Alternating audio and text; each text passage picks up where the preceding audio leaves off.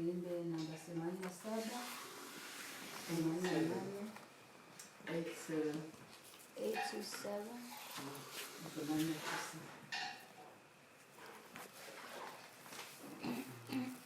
Deni yangu ya dhambi Yesu amelipa, kwake msalabani nilipewa uzima. Deni ya dhambi msalabani ilimalizikia, ni huru kabisa. Bwana Yesu asema, mwanangu dhaifu, uwezo na ushindi hupatikana kwangu. Deni ya dhambi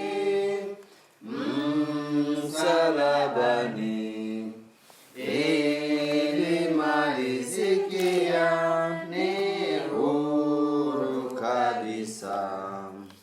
Bwana kweli naona nguvu zako pekee huondoa ukoma, niwe kipya kiume. Deni ya dhambi msalabani ilimalizikia, ni huru kabisa. Sina wema moyoni, nidai neema, nakubali kabisa kwa damu kusafiwa. Deni ya dhambi msalabani ilimalizikia, ni huru kabisa. Hata huko mbinguni, miguuni pake Yesu alinifia, nitaimba milele. Deni ya dhambi msalabani ilimalizikia, ni huru kabisa. 88. Ndiyo damu ya baraka ituoshayo makosa, kwake Bwana twaokoka, nasi twamsifu sasa. Nimestahili hukumu, siwezi kujitakasa, nioshe katika damu, takuwa safi kabisa. Safi kabisa, safi kabisa, safi kabisa, safi kabisa, nioshe katika damu, takuwa safi kabisa.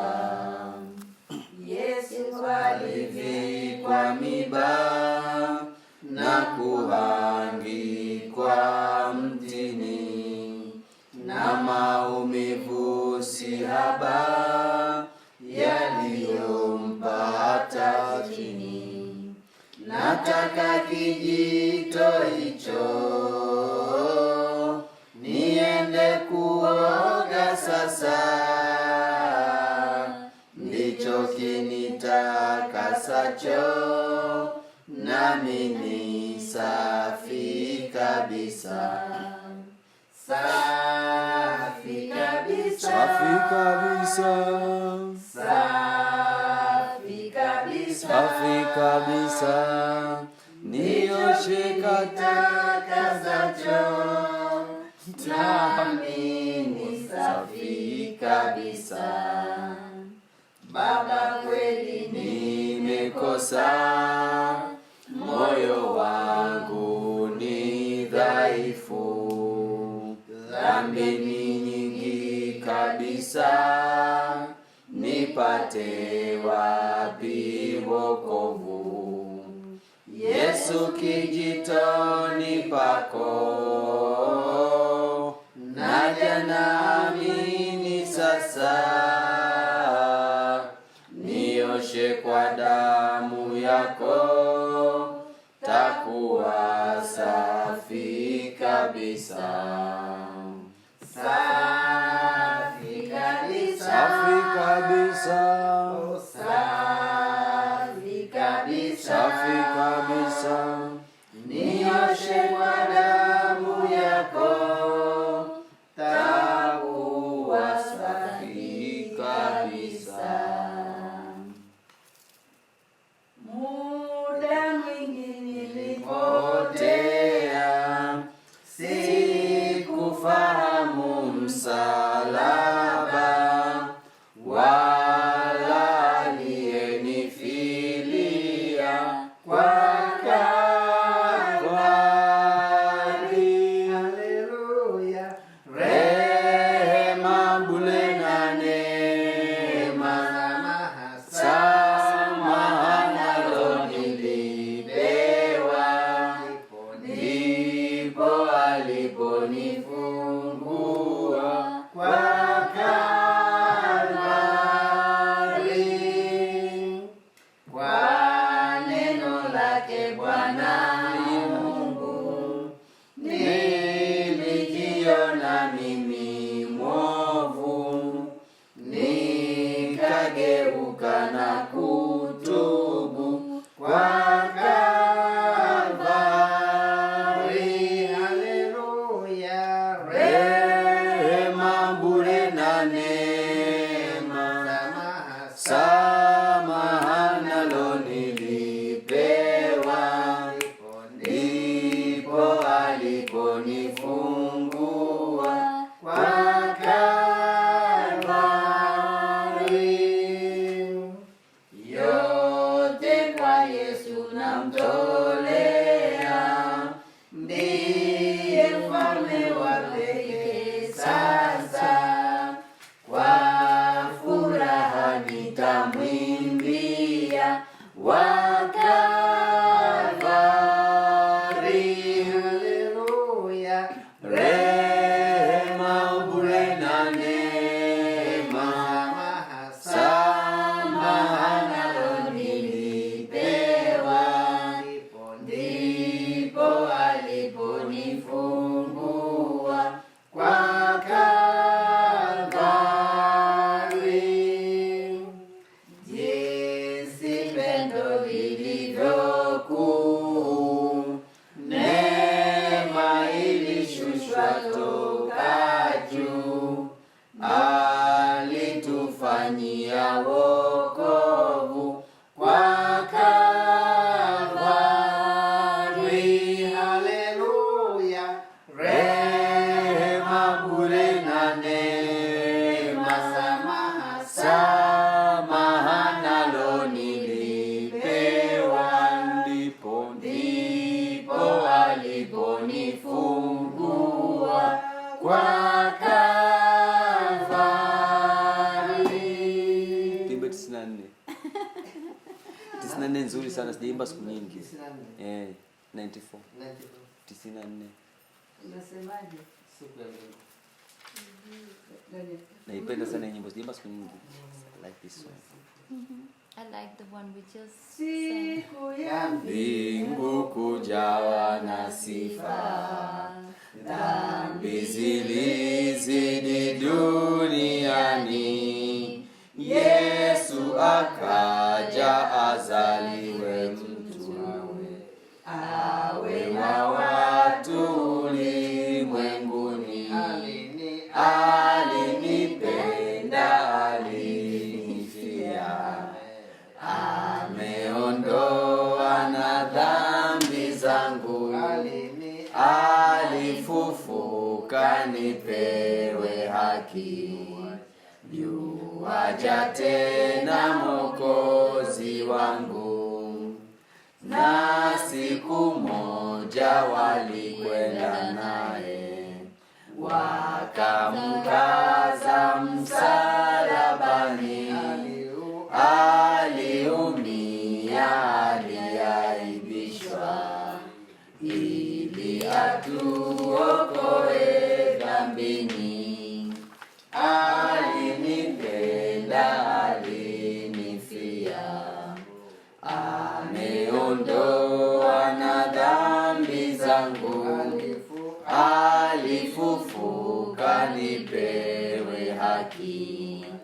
Yuaja tena Mwokozi wangu, na siku hiyo wakamlaza chini, kaburini alipumzika. Matumaini yetu wenye dhambi, ni Mwokozi kwake twaokoka. Alinipenda, alinifia, ameondoa na dhambi zangu. Alifufuka nipewe haki.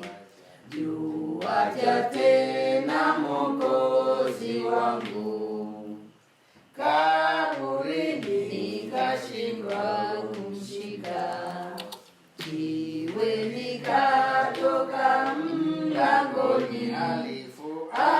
Alifufuka kwa kushinda kwake, naye yuko milele mbinguni. Alinipenda, alinifia, ameondoa na dhambi zangu. Alifufuka nipewe haki. Yuaja tena Mwokozi wangu, siku moja atatujia tena, utukufu wake tutaona. Atawaleta na wapenzi wetu, Mwokozi wangu tutaonana. Alinipenda, alinifia, ameondoa na dhambi zangu. Alifufuka nipewe haki. Yuaja tena Mwokozi wangu.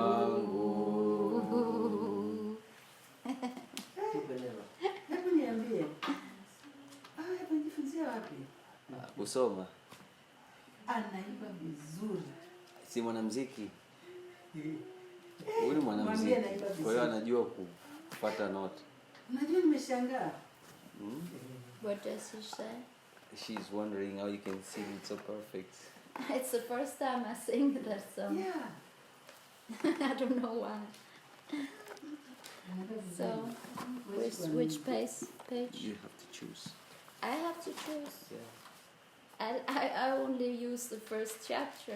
I You like the can- first chapter. You can choose any chapter. You can Okay, open anywhere. Then this chapter, Adam, here, from the You beginning. can. It's no. No, must- not that one. You can just choose anywhere because the Bible has so many chapters. Yeah, but I only like the beginning. I don't like any chapters in this book. I only like the beginning. You know, how the world was made. Maybe here from that one, number 2. From here, because last time I was reading till here. You remember? Last time I was reading aloud this page and this until here. Maybe I can read from that passage. Yeah. Mama wants me to read. Yeah. Mama, come back. Start with You want me to read? Yeah. You want me to read? Sawa. She wants me to read? Yeah. Can you understand some Nitasoma of it? Kiswahili. Can you understand when I read it? You can understand it, or is We understand it. You okay? read perfect. It's only me that cannot understand any word of it. But you can have an English Bible actually to go. Hii ni fupi. Chapter ya pili ni fupi sana. Basi mbingu na nchi zikamalizika na jeshi lake lote. Na siku ya saba Mungu alimaliza kazi yake yote aliyoifanya, akastarehe siku ya saba. Akaacha kufanya kazi zake yote aliyoifanya. Mungu akaibarikia siku ya saba, akaitakasa, kwa sababu katika siku hiyo Mungu alistarehe.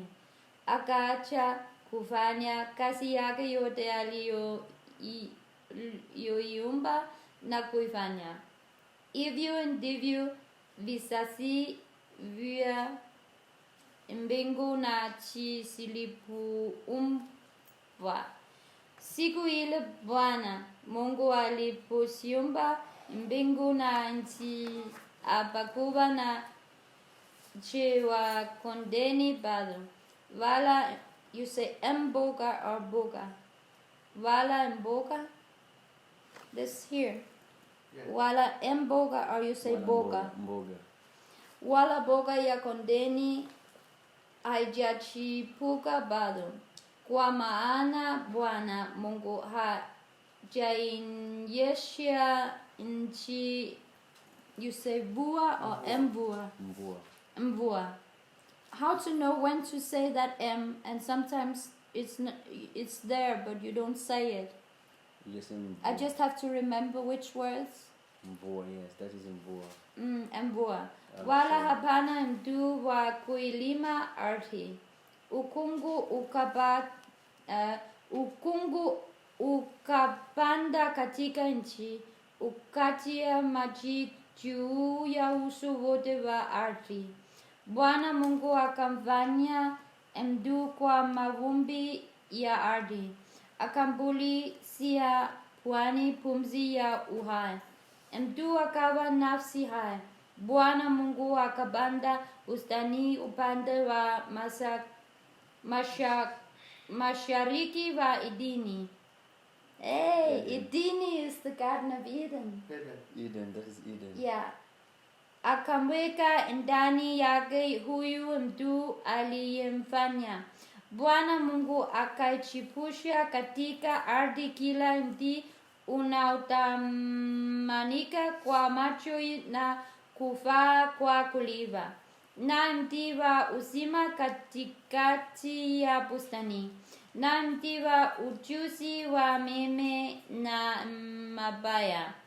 Ukatoka mto katika Edeni wa kuitilia bustani maji, na kutokea hapo ukagawanyika kuwa vichwa vingi. Jina la wa kwanza ni Pishoni, ndio unaozunguka nchi yote ya Havila, ambako kuna dhahabu na dhahabu or hahabu. Na dhahabu ya nchi ile ni njema. Huko kuna dola na vitu shuham. Na jina la mto wa pili ni Gihoni, ndio unaozunguka nchi yote ya Kushi. Na jina la mto wa tatu ni Hidekeli, ndio unaopita mbele ya Asuruhu. Na mto wa nne ni Hidekeli, ndio unaopita mbele ya Asuruhu. Na mto wa nne ni Frati. Bwana Mungu akamtwaa huyu mtu, akamweka katika bustani ya Edeni, alime na kuitunza. Bwana Mungu akambakiza huyu mtu akisema, matunda ya kila mti wa bustani waweza kula, walakini matunda ya mti wa ujuzi wa mema na mabaya usila, kwa maana siku utakapokula matunda ya mti huyo utakufa hakika. Bwana Mungu akasema, si vema huyu mtu awe peke yake, nitamfanyia msaidizi wa kufanana naye. Bwana Mungu akafanyisa kutoka katika ardhi kila mnyama wa msituni na kila ndege wa angani, akamletea Adamu ili aone atawaitaye kila kiumbe hai. Jina alilokiita Adamu likawa ndilo jina lake. Adamu akawapa majina yao kila mnyama wa kufugwa na ndege wa angani na kila mnyama wa mbinguni, lakini hakuonekana wa kumsaidia Adamu aliyefanana naye. Bwana Mungu akamletea Adamu usingizi mzito, naye akalala. Kisha akatwaa ubavu wake mmoja akawafunika mnyama mahali pake, na ule ubavu aliutwaa katika Adamu. Bwana Mungu akaufanya mwanamke akamleta kwa Adamu. Adamu akasema, sasa huyu ni mfupa katika mifupa yangu na nyama katika nyama yangu, basi ataitwa mwanamke, kwa maana ametwaliwa katika mwanamume. Kwa hiyo mwanamume atawacha baba yake na mama yake, naye ataambatana na mkewe, nao watakuwa mbili mmoja. Nao walikuwa uchi wote wawili, Adamu na mkewe, wala hawakuona haya. Amen. Did you understand any of it? Yeah, I mean, already. Every word. Yeah. Can you translate it? Yeah. Muulize ameelewa nini? Hajaelewa. Haelewi maneno yote. Nasoma kama ilivyoandikwa. Thus the heavens and the earth and all their army came to their completion. And by the seventh day God came to the completion of his work that he had made. Completion. Completion, yeah. Whatever. Yeah. Pronunciation. Not whatever. Yeah, Completion. you understand. You have to pronounce it A right. completion? Yeah. Okay. Of his work that he had made. And he proceeded to rest on the seventh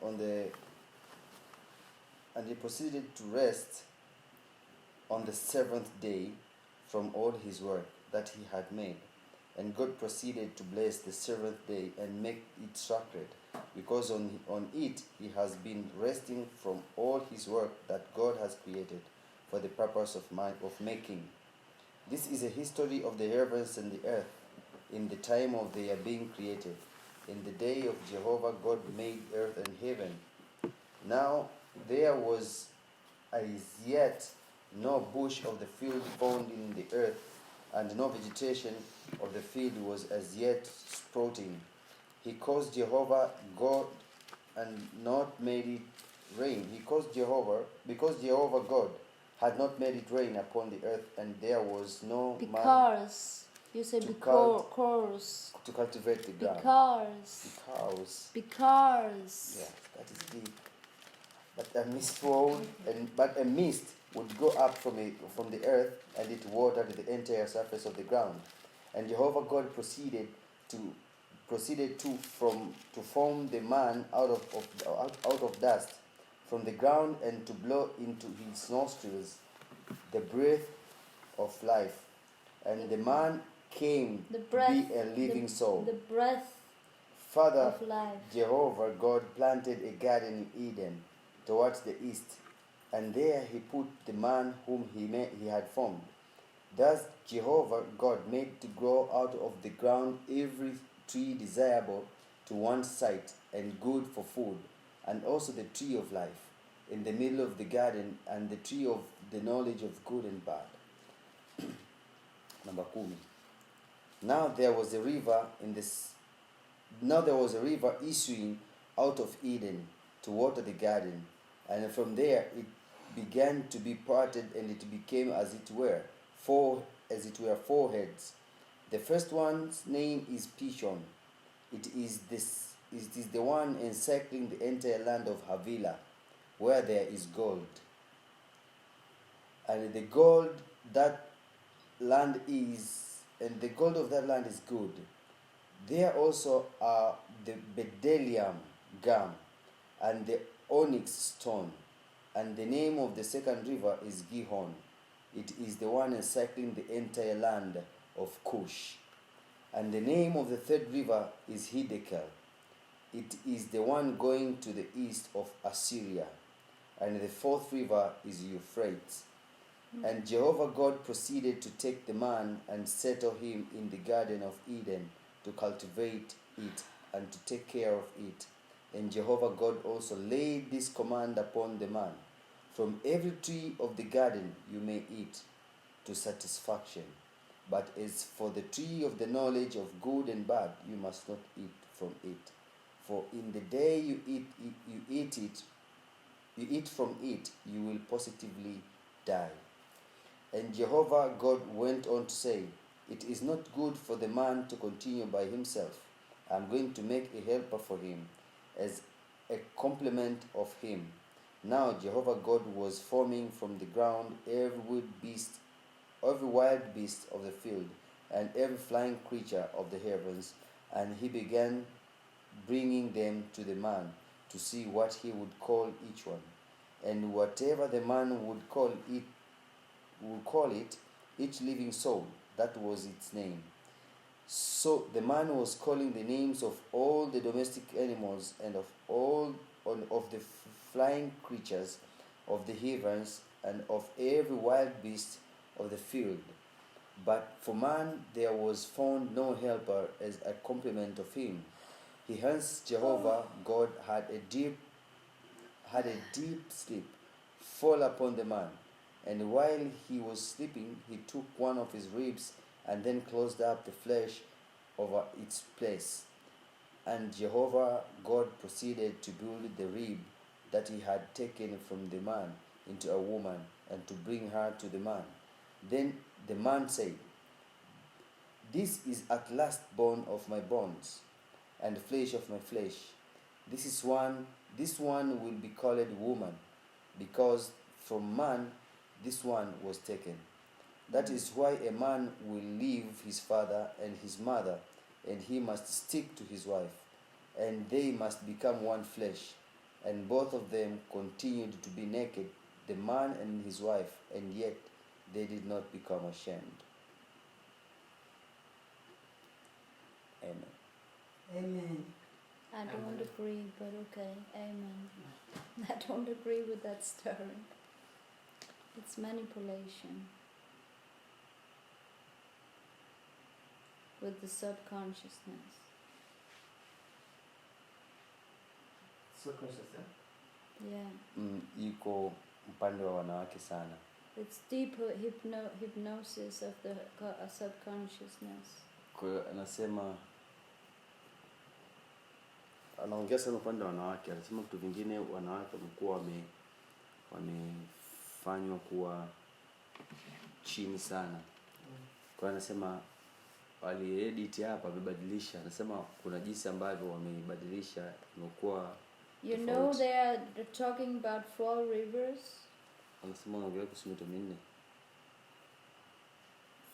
That was the Garden of Eden that the people in Greenland, they're talking about, they came from the Garden of Eden, and they're talking about the Garden of Eden is at the North Pole, because at the North Pole there's an entrance, and we have a map Anasema watu wa huko of the four rivers wanapongelea mito minne.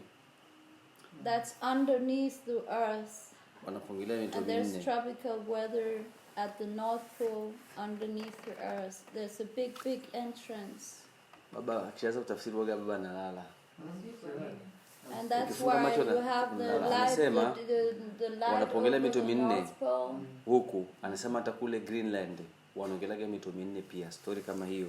Lakini anasema ile mito kule kwa wanaongelea ipo kule North Pole. The Vikings, Na North Pole ukienda kuna sehemu ya kuingia.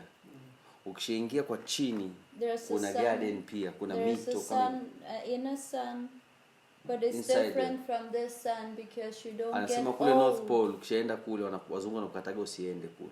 You don't get Anasema old kule so kule quickly chini because the kuna sun is a unaweza ukaingia different chini frequency. kama unakuja kwenye dunia tu. Akisema kule chini kuna jua lingine tena. And the light on the North Pole comes from inside that tropical environment. There is a sun in, Anasema mwanga wa kule unatoka kwa and the tropical. light coming out of, it's not the sun like the sun here. It looks different. Anasema kujua kama hili It's jua a linaonekana different tofauti. light, and you don't grow old so quickly because it's a different light. Anasema ule ni mwanga ule jua kule ni mwanga wa tofauti. And the Na hauzeeki Vikings, the kirahisi. Vikings, you know the Vikings with their horns and the helmets Yeah, mshangalia movie ya Vikings. from North Europe. Movie of Viking shemeji monaga. They Kuna mmoja na lijimbo disappeared. kubwa ameshuka huko. They suddenly disappeared Viking. from Greenland. They disappeared, all of them. Yeah, suddenly. They have horns. Because they found the entrance at the North Pole, so they wanted to move there. So all of them moved into the Garden of Eden. The Vikings, they found the entrance. Kuingia kule. Wamepata Viking, wamepata And so did the sehemu ya kuingia. Kule. Maya Indian people, Mayan South America. They wale also South disappeared America. into that entrance. Mayan pia kuna historia moja ya Mayan nayo hapa. Anasema nao Mayan pia walipotelea, lakini anasema wengi viumbe hao wote binadamu wale If you go binadamu wote. there, you don't want to come back to the surface of the world. Anasema jua la Yes. kule uzeeki kirahisi. They live another lifestyle down there. Na mtu anaweza kuishi kule. But Yeah. that's where we come from. I don't know about the African people. I think your origin, because you're black skin, you originates from the surface. But we originate, white people we originate from inside. Hao ndo Mayan Inside the anaongelea. North Pole. Huko Mayan walikokimbia kwenye mji wao waliondokaga. Anasema hao Mayan wamebaki kama historia, wana miji mikubwa sana ya ajabu, imejengwa majengo. Anasema wao sasa walikimbia Mayan pamoja na hao wengine walikimbia wakaenda South Pole. Kule South Pole, North Pole, kuna North Pole kule kuna sehemu ya kuingilia chini. So kishaingia huko kuna sehemu nyingine tena unaingia chini, kuna dunia nyingine yani kama hivi unavyoona. Na kule kuna jua la tofauti. Yani mwanga wa kule unatokea ndani kama jua la kule, yani wanaona kabisa jua. Na jua la kule likufanya uzeeke kirahisi. Anasema jua hili siku moja na mbili jua linafanya watu wanazeeka. Watu wa huku duniani tunavyoishi sisi tunazeeka, tunakuwa wazee mapema. Lakini anasema haikuwa hivyo. Unaweza kuishi miaka mingi sana lakini jua watu huku wanazeeka kirahisi. Kwa akapata njia ya kuingilia kule chini ambako ndio the North Pole. You're telling them the About the sun. stories about the The Maya sun, the Indian. Mayan that say rain to, as you said, and Yeah, they were giving an offer to go there. they give an offer. Yeah, Yeye alishaingia they huko. gave them an offer to go Alishaingia there, huko. or they would just kill all of them, like they did with the other Who tribes. gave them an offer? The New World Order Kalala people, riziki. you know, They gave them an offer to go there. the Spanish people, Anasema hawa nani wazungu the wengine ni conquistadores. historia kubwa tulikuwa naeleza, The lakini anasema wali conquistadores, they gave them an offer to go live inside the world. Are they the angels you're talking about that they can lift up? Or they would just kill them all? Are they the angels you're talking about that can lift up people? No. You say about No, they were not angels. They slaughtered Indian people, and the way they slaughtered them, you know that history with the conquistadors. Nasema Marekani, sijua kule Marekani kule yote America ilikuwa na They red killed a lot of Indians. Indians in South America. Kile wale red Indians wanitaga walikuwa ni Mayan. But the Akasema Mayan waliwaua people, wengi sana, lakini waliwapa ofa wakimbilie kule kwamba nyinyi kama vipi tutawamaliza wote kabisa, nendeni North Pole. the Mayan Kule people, North Pole ndo they akaingia were sasa offered to live kwenye hiyo, inside the world. kuishi ndani ya dunia, yani huko. Na kuna mwanadamu anafika huko. Are there no humans going there? Humans can go there. We humans, Yeah, The- of course. the Spaniard can go there. Everybody can go there, but it's not allowed. Because all the governments, they have an agreement not allow any people go there, cross the North Pole. Akasema lakini mataifa mengi duniani wamekubaliana kwamba iwe ni siri na hakuna naye ruhusiwa kuvuka North Pole. Lakini hiyo ni kweli, uruhusiwa kuvuka pale North Pole. Ndio maana dunia imewekwa limit. Mabara yako 7 tu. Lakini yeye akawa anaelezea kwamba mabara yako 7. Dunia na mabara mengine sema hawa jamaa wamefunga mipaka na wameweka mikataba ya kimataifa kwamba uruhusiwa kuvuka hapo North Pole. Sasa anasema uruhusiwa kuvuka kwenda zaidi ya hapo kwa sababu si utajua zaidi. Ndio maana anasema dunia ni duara na imezunguka wanavyoichora, lakini yeye anasema ni uongo. Dunia sio duara, dunia iko flat na ipo haina mwisho, lakini wao haina mwisho. The South Pole, you know, tell them it's just a ring South around Pole the and the world. extension that the world is not just round here. Yeah. There is further lands. Yeah.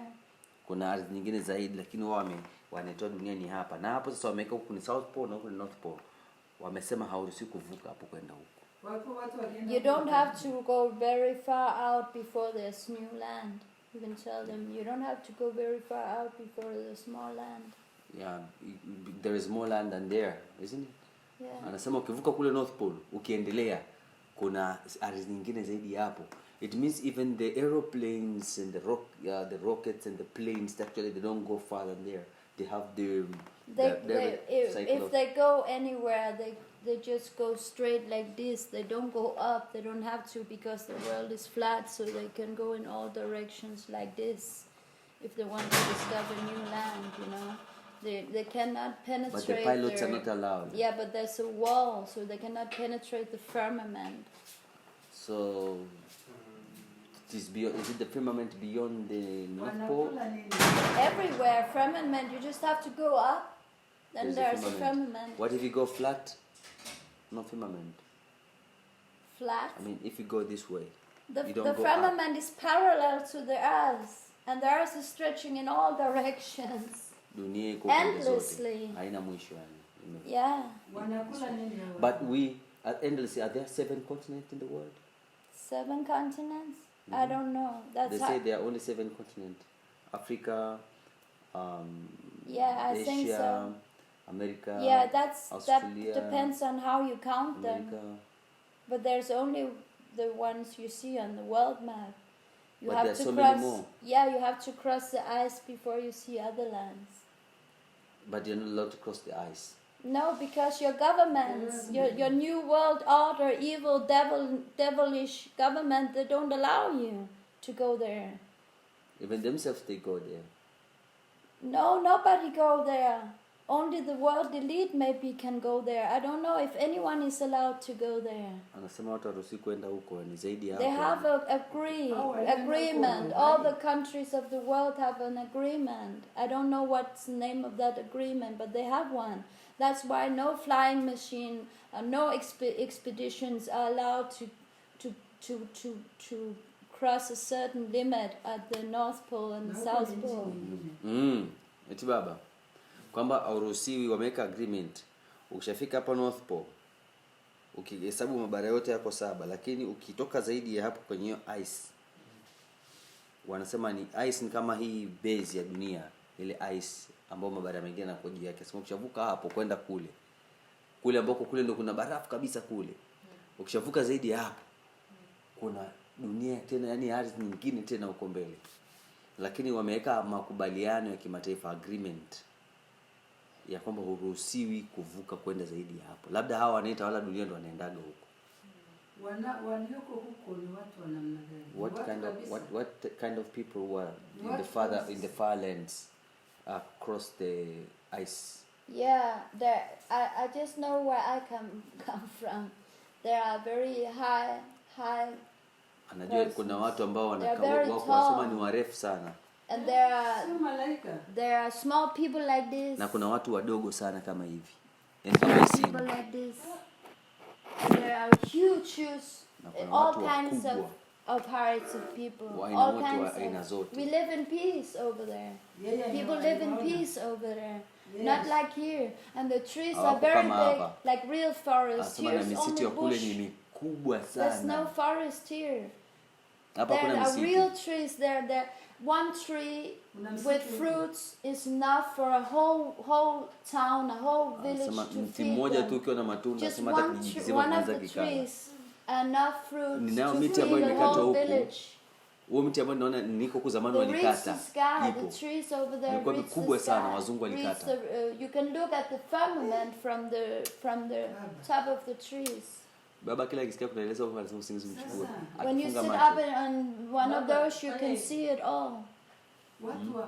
You can see that the world is flat from up there. Baba akisema kidogo tembe. Yaani kuna watu. The one they call angels, they don't have wings on their back. They are just very tall. Anasema watu wanasema malaika, anasema hawana mabawa. Ila akasema ni wakubwa warefu. Kwa hiyo hao ni malaika. Yeah. Kuna story moja. There are different kind of. They are smaller, but they have wings. Kuna story moja ya kijana mmoja sio kama naye kushinda ipata huko. Huyo kijana anasema we don't call them angels, we don't call them angels. Huyo jamaa anasema alikufa. Alikufa, alilala akawa katika kama amekufa. They are just like the bees and they're humans but they have wings. They're just like the honeybees or the birds. We don't call them angels. They're just human beings and happens to know how to fly. Do they have wings? Yeah. Like bees? Yeah. Anasema kuna watu ni wakubwa, the big. And this one, they are big. They are big ones. Big like a house. Anasema ni wakubwa zaidi ya nyumba.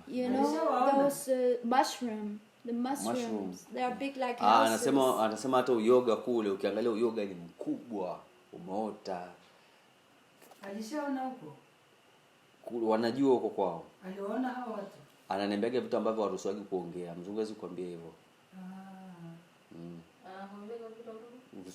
Yaani anavyoniambiaga vitu haruhusiwi kuongea. Haruhusiwi kusema. Kuna bwana mmoja aliota ndoto, ni Mwafrika kule Ulaya. Akasema alikufa. A person had a dream and he said that it's just like he passed away. Just a dream, but it was just asleep. He went to we call the heavens. I think beyond the firmaments. But there are many of them. Yes, he said he went there. Some people they go to other worlds after they die. If they are longing for another place, there are people here from other places. Anasema unaona kama vidole hivi. Yaani kuna dunia tunaishi. Alafu kuna hii firmament. Alafu kuna dunia nyingine huko tena. Kuna firmament. Kuna dunia nyingine tena. I told you the other day the firmament, then you have the stars and water. Na hii haina mwisho. Then you have the godly realm here. Then you have stars with water, and then up a firmament there. There's another world, a heaven of another world. You understand? Baba kachoka. Yaani anatoa mifano kwa mikono. Sasa ukifunga macho tu lazima upitie. Anasema sasa kuna hiyo firmament. Ndio maana Yesu akasema hivi, nyumbani kwa babangu kuna makao mengi, kama sio kweli nisingewaambia. Maana yake there are so many mansions. In my father's home there are so many mansions. If that's not true, then I will never tell you. Jesus said that. Emmanuel. Amesema Yesu kwake anaitwa Emmanuel, sio Jesus. Ndio maana anashuhudia kusema Jesus. Anasema ni Emmanuel. Isn't it Jesus is Emmanuel? Don't tell them that. No, I know, it's the same thing. Yes, we all call the same. We don't have to tell them that story. But they actually simple like that. Kwa hiyo anasema kuna hiyo firmament, dunia na nyingine anasema kama mtu mwingine anaweza kafa akaenda kwenye dunia nyingine kati ya hizo. kama ukiwa unatamani. Yaani yeye hajui kuita Yesu, anaita Emmanuel, ndio jina la Bwana Yesu. Sasa jina lake Emmanuel, Hosiana, sijui ni wewe. Sasa anasema watu wengine wakifa wanaweza kuishi katika dunia nyingine hizo huko, sio tu huku, anaweza kaenda dunia nyingine kama akiwa if they are longing for it. You say they can go to other worlds if they are longing for it. If they have been there before. If they have been in other worlds before. Yeah. Or if they are creating it with their own mind. Anasema unaweza kaenda katika dunia nyingine kama umeshawahi kuwa huko. Au ukifa unaweza kaenda kwenye dunia nyingine kama ukiona umeshawahi kuwa huko, ama kama umeitengeneza katika akili yako unaweza kaenda kwenye dunia nyingine. They can go to that place because everything that you can imagine is in the other worlds. Anasema unaweza kaenda sehemu nyingine kwa sababu kila kitu ambacho unaweza kukiimagine kwenye kichwa chako unaweza kufikiria jinsi unavyotaka kukitengeneza kipo katika dunia nyingine. It exists somewhere in the universe. I think but it can be close to us or it could be far from us. It doesn't matter. When the soul leaves the body, it just go there immediately. Anasema roho yako inapoacha mwili inakwenda kule inapotakiwa iende saa hiyo. When it have left the body. Ikiacha tu mwili inaenda kule. So it means that if people are these criminals, who are doing all these evils, they have the place for them to go. Yeah, they have. If they go to hell, there is a real hell. Anasema hata watu kwa mfano unaijenga dunia kwa vile unavyoishi. Because everything we can imagine. Anasema hao waovu wanafanya uovu wote, ingine ni wanachinja watu, ni wachawi, wanafanya nini? Sehemu wanakwenda na wao kwa sababu wamejenga dunia yao. Anasema kama kuna kuzimu, ile hell yenyewe. Anasema ipo. It's a world in a different realm. Anasema ni dunia nyingine katika wigo mwingine wa dunia, in different realms. Yeah.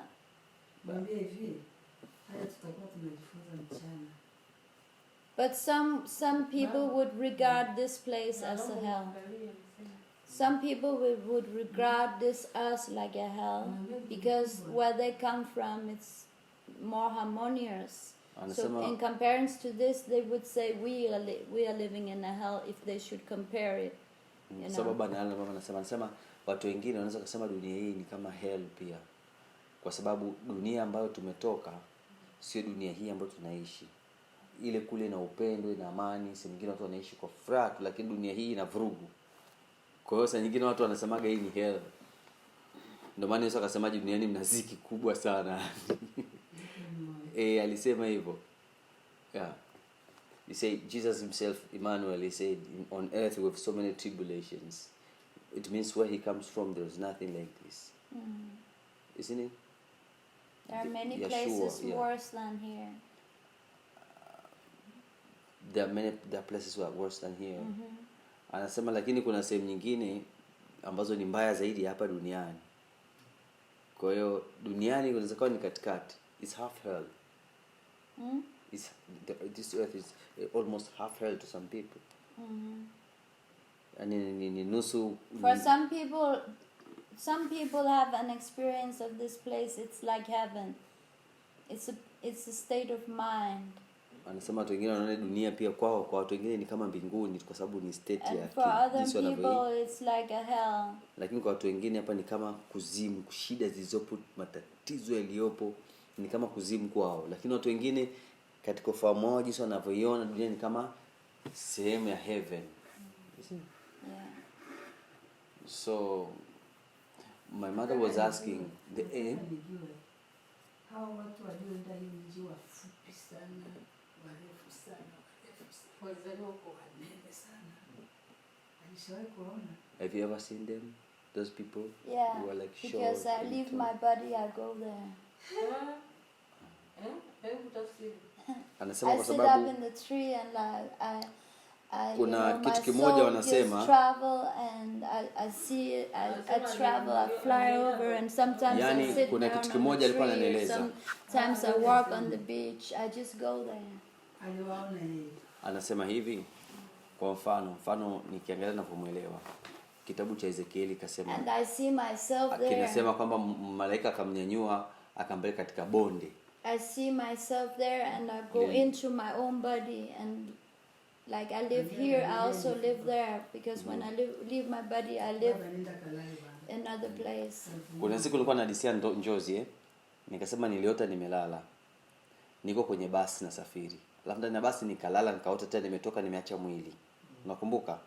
Sasa anachokisema mimi kinipi shida kwa sababu nimeshaota ndoto kama live kabisa. Sometimes when I Kwa anasemaje? meditate, Anasema hivi, sometimes when I meditate, I can leave my body yani iko hivi, during meditation. it's like this. I want to explain a little But bit. often I lay down, you know. Anasema Or kwa mfano, sometimes I just sit like this. you don't understand English, I want to translate. Yeah. Yeah. Yani iko hivi, ile kutoka nje ya mwili.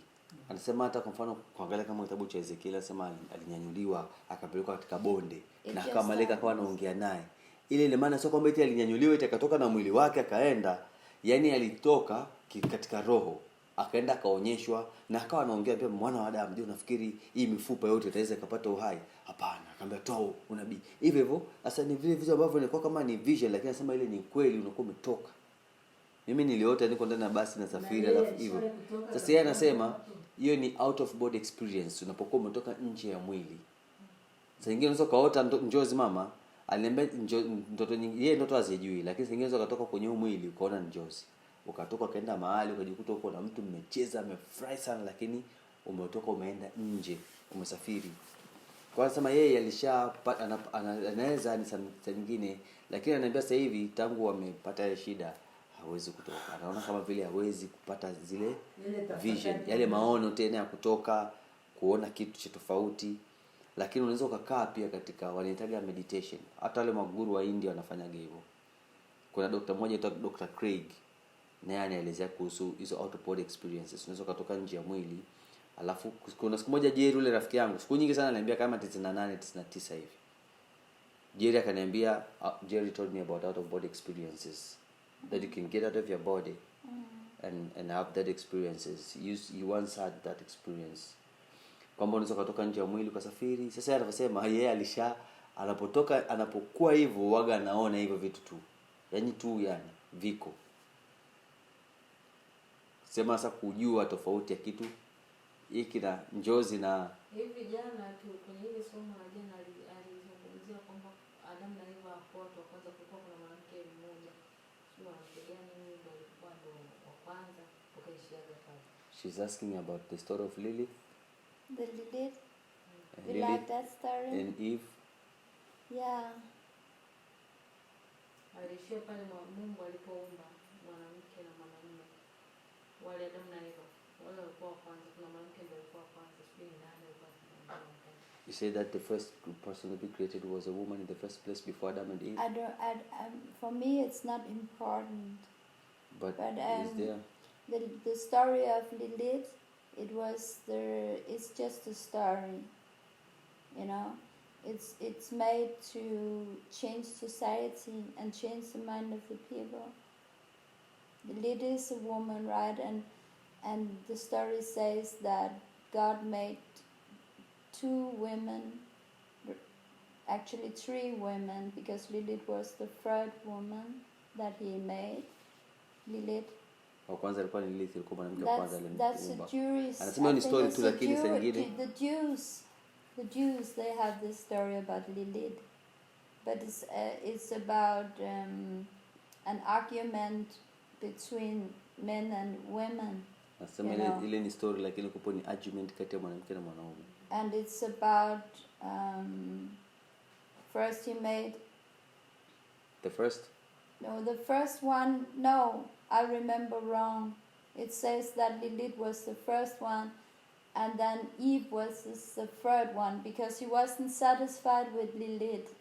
Kwamba Lilith alikuwa Then wa God kwanza, made lakini him a Eve new akatengeneza sababu woman, Adamu and I don't know the hakuridhika na name of Lilith. the 2nd woman. Anasema Eve alikuwa ni watatu, And lakini Adam was hajui not wa pili satisfied alikuwa with the nani. 2nd woman, then God made the 3rd woman, and then Lakini Adam was kwamba Mungu satisfied. akampa Adamu mwanamke wa pili, lakini hakuridhika naye. Akampa watatu ambao alikuwa ni Eve. Lilith, she had great wisdom and knowledge. She was a witch. Anasema Lilith alikuwa na nguvu na hekima nyingi na maarifa, lakini anasema alikuwa ni mchawi. Lilith. And huyo wa kwanza kuumbwa. it's just Huyo wa about men kwanza getting scared of women. It's not about Adam. It's about men in general getting scared of women with kundalini spiritual power. yani anavyosema hivi, hiyo story inaelezea kwamba huyu Lilith aliumbwa kama Adamu, kwa hiyo akawa na nguvu na uwezo zaidi. Kwa hiyo anasema yeye kwamba story kwa hivi kwamba Lilith alipoumbwa, Adamu alimuona kama anaendana naye na akimwambia kitu hawaendani, kwa sababu mimi nimeumbwa kama umeumbwa. Lakini anaposema story zote za mwanamke wa pili, akumbuke jina lake, akaja kaumbwa Eve, ni kwamba ni sio tu ile story wameitengeneza, anasema sometime kwa sababu wanaume wanaogopa mwanamke ambaye ana energy of kundalini, yani ule uwezo wa kutumia nguvu za kiroho, kutumia pineal gland. Mungu amekuumba kuumba uwezo wako, ukiwa na uwezo wa juu sana, wanaume wakawa wanaogopa. Is that why men were afraid of women? Yeah, very afraid of women.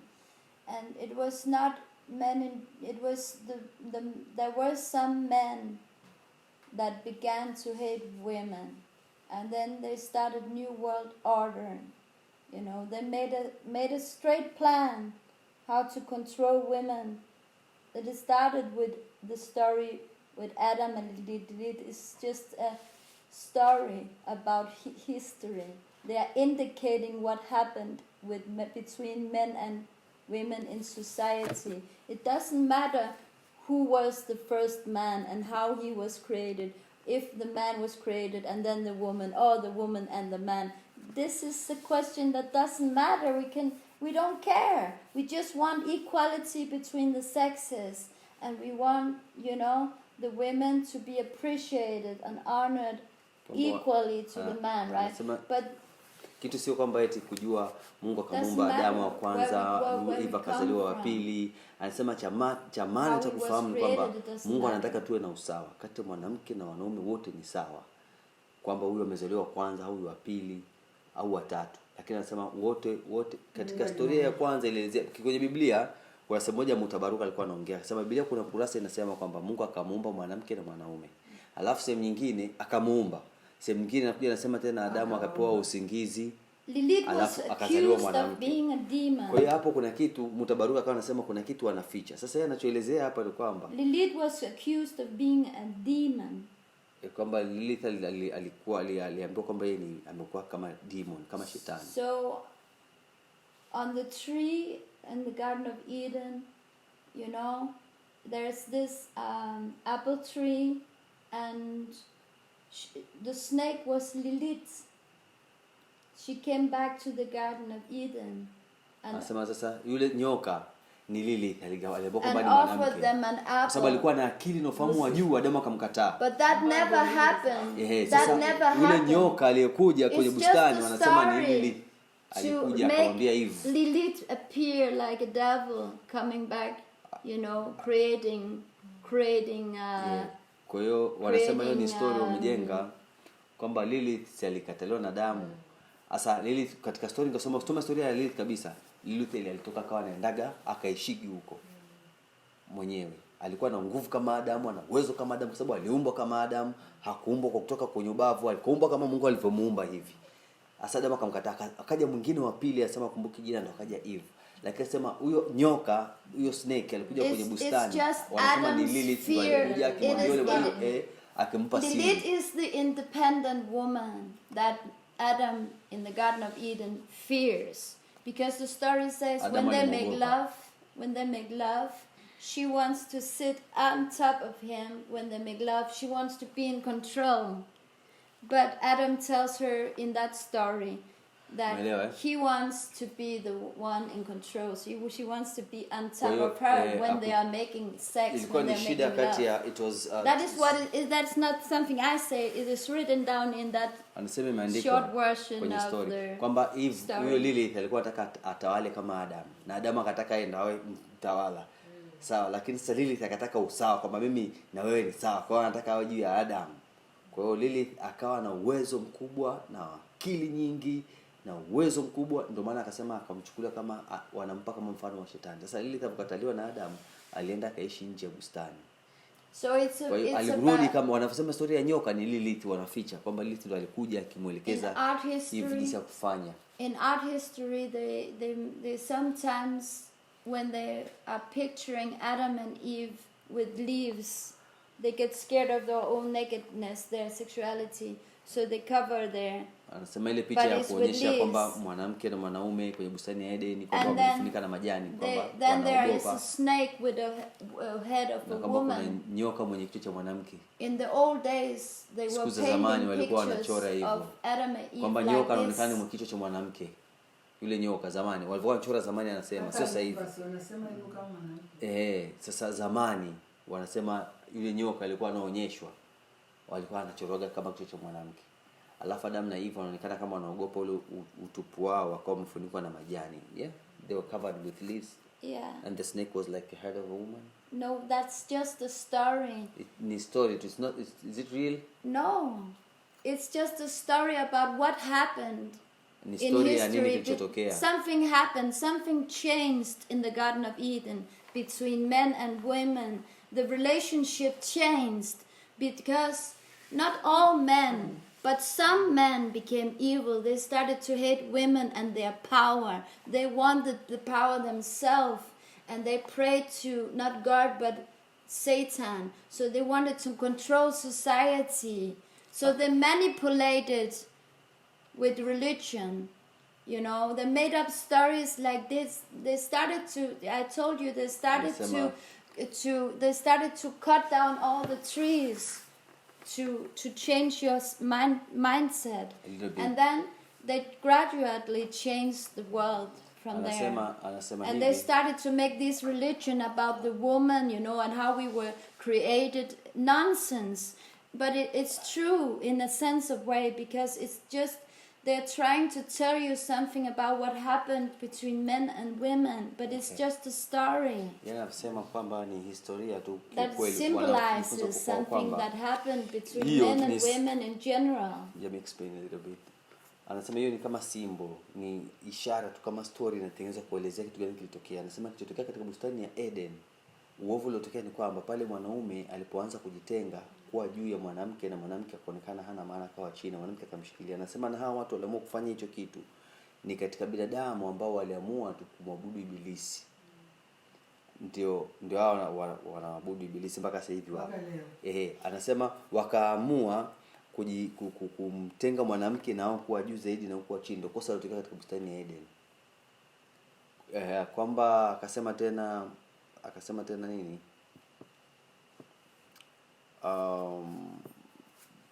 Sio wanaume wote, kulikuwa kuna baadhi ambao waliamua kujitenga hivyo, wakaanza kutengeneza. Ndio maana kuna siku akawa anaelezea, akaniambia katika kutaka kujua ni ukweli, akaniambia katika Freemason wote ni mashoga, aliniambia. The Freemason, they start, you know, that evilness, that devil wanachukia wanawake, worshiping, and that ndio maana hata mwanaume anafanya kwa mwanamke, wanataka kuchafua, na mwanamke anakuwa mwanaume. This kind of society we have today, it started, the idea started with that story of Adam and Eve. That story is telling about how it all started, how they came up with this idea, you know, about the new world order. That idea that appeared in the Garden of Eden, and you know that story about Lilith and Adam and Eve. That is how that idea started. That is what the story wants to tell you, how it started. Yeah, hii story inatuambia, inataka kutueleza haya mambo yalianza vipi kupotea. But before all that, how was life in the Garden of Eden before all that? And what is the Garden of Eden now? Is this world? Is this the whole? Is this realm we are? The Garden of Eden was like many other places on earth. It was in harmony. Bustani ya Eden ilikopo kama sehemu nyingine zote ambazo kwa zinaishi kwa harmony, kwa umoja. Yeah. But some people, they started to eat meat, and it's just gradually started to get meaner and meaner. Wakaanza kula nyama nini. Yeah, I'm not exactly know how it started, this evilness, But somebody became evil and started to pray to the devil, and then they wanted to control the society. Anasema And wengine control walianza all uovu people. huo So they anasema- got jealous of the hajui women exactly who jinsi gani was ilivyokuwa, in lakini control. baadhi ya watu wakaanza kuabudu ibilisi, wakataka kucontrol kila kitu. And sasa duniani. what is happening now? They don't want women to reproduce. That is why they vaccinate the Wanasema women, sasa hivi the hawataki Indian wanawake women, wazae. so they can't reproduce, and many Ndio maana African women, wanapiga they hao get sick Waafrika wengi after the sindano wasiweze vaccinations. kuzaa, Because the master plan wanawapa sindano ili is for wasiweze the men, kuzaana. not all, I don't talk about men in general, but the men who's ruling the world. They Sema want mwanaume anaenda, hao wanaume wanatawala dunia, They wanataka want, you know, kupoteza to wanawake, reproduce themselves. They are wanataka gays. waziane wenyewe. They are gays. Anasema ni watu ambao ni And they want gay to ni ama shoga. reproduce themselves. Wanataka wazaane And they wenyewe. hate women. So they Wanachukia want to wanawake. get rid of women. And they want to control society and be gays. Kwa wanataka wawe gays. Unajua wazungu wana nini? Alikuwa anaelezea. Akaniambia kama unataka kujua mfano halisi. And they want Wanazaa they kwenye want- kwenye incubator watoto. They- Wameshafanya hivyo. Wanachukua kwa mwanamke mbegu, kwa mwanaume they wanaweka kwenye want to tube. kill as many people Kwenye as tube. possible. Wanazalisha wenyewe wanavyotaka. Wanataka want- kuua watu Kill as many people wengi as kama possible, inavyowezekana. and they want to keep 5 million people as their how you say nanotechnological robots. They mind control They say them. at least because we are over 7 billion people. They want 5 million, not billion. They only need 5 million to work for them. Because Wanataka there are watu- few people. They don't need so many people on the earth. There are only few people in control of the world. So what? They don't need all people. For what? Wanasema ni watu wachache sana wanatawala dunia, kwa hiyo hawahitaji watu They wote. just need their Kwa nini? slaves, and then they can go enjoy the whole world have the whole world for Wanataka themselves. watumwa ili wakae duniani, They waishi want this duniani world for kama wenyewe, themselves, yani wajenge and then they dunia want wenyewe. 5 million slaves Wanataka at one watumwa place, milioni and they 5. want them in Europe, Huku, not in Europe. tropical. Whether it's not easy to control people here in the Wanasema sio tropical rahisi. environment. It's Sio rahisi easy to kucontrol watu control huku. people in the Zaidi ya kule north kwenye baridi because kwao. they have to build the towns in order for them to survive. You know. Kwa lazima build town. Yes. Kwanza. Umeelewa nilichokuwa nakisema? Alafu Wanataka waue watu wengi inavyowezekana. Hata Bill Gates alisema hicho kitu. Ndio maana wameleta magonjwa haya, sijui vaccination, sijui corona na nini, ili kupunguza kuua watu, kupunguza uwezo kuitawala dunia kirahisi. Kwani wao hawafi? Ila huku kwetu swala la kufa, mama alikuwa ananielezea siku moja, akaniambia binadamu hafi.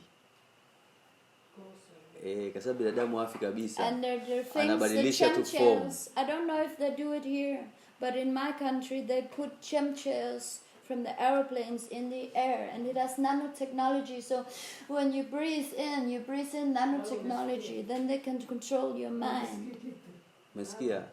Anasema They can gradually What is control chemtrail? your mind with nanotechnology. That is very, very, very small particles that, and they can you can Anasema spray it in wanatengeneza the air nanotechnology from ile vitu aeroplanes, and when it falls down, you breathe it in. wanatupa hiyo hewa kama teknolojia na They have aeroplane. developed that already, Lakini ukija hapa and they spray ikishuka duniani unaweza it in the kuvuta, cities lakini all kuna kitu around the world. umeshakivuta, kwa hiyo wanaweza kucontrol watu And they duniani. gradually change our DNA, the Wanabadilisha. human DNA. Anasema wanabadilisha DNA zetu. Unajua DNA? Yeah.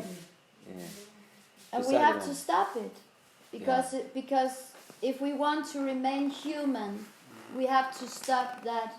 Wanabadilisha DNA ambayo inamfanya mwanadamu awe kama tulivyo. Kwa mfano DNA yangu ikibadilika, naweza kuonekana Mwarabu, sijijui, hata DNA imeshabadilika kabisa. Kwa hiyo anasema wanabadilisha hivyo vitu, ni teknolojia.